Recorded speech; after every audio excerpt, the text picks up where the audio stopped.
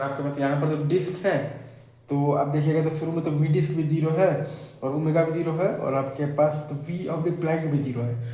तो बस static frictional force अपने आप को ऐसे एडजस्ट करेगा ताकि ए डिस्क और प्लस अल्फा बराबर ए प्लैंक हो जाए। अब बस स्टैटिक फ्रिक्शनल फोर्स अपने आप को ऐसे एडजस्ट करेगा ताकि ए डिस्क प्लस अल्फा बराबर ए प्लैंक हो जाए, मतलब कि एफ एस बाई एम और प्लस अल्फा होता है आपके पास टॉर्क बाई आई, तो F S into R by I होता है आपके पास half M R square into R बराबर ए प्लैंक होता है आपके पास F minus F S by M.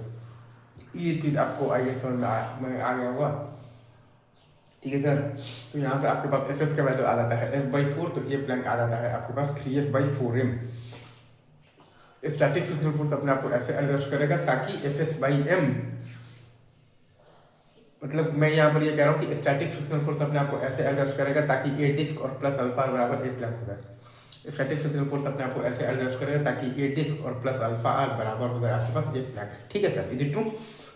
तो एफ एस बाई एम और प्लस आ जाएगा आपके पास अल्फा आता है आपके पास टॉर्क बाई आई, तो F S into R by I आता है आपके पास half M R square into R और बराबर ए प्लैंक हो जाए आपके पास F minus F S by M. तो एफ एस का वैल्यू आपके पास आ जाएगा एफ बाई 4 और ए प्लैंक आ जाएगा आपके पास 3 एफ बाई 4 एम। जी सर, अगर आप यहाँ पर ध्यान दीजिएगा ना सर, तो शुरू में आपके पास वी सॉलिड स्फीयर भी 0 है और ओमेगा भी 0 है और वी तो प्लैंक भी 0 है। तो अब बस स्टैटिक फ्रिक्शनल फोर्स अपने आप को ऐसे एडजस्ट करेगा ताकि ए सॉलिड स्फीयर और प्लस अल्फा बराबर ए प्लैंक हो जाए।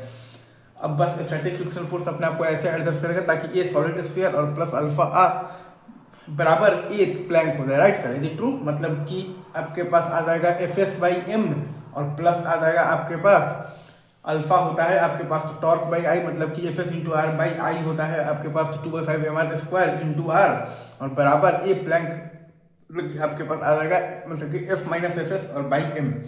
तो यहाँ से आपके पास एफ एस का वैल्यू आ जाएगा आपके पास 2f बाई 9 और आपके पास ए प्लैंक आ जाएगा आपके पास 7f बाई 9m, ठीक है सर।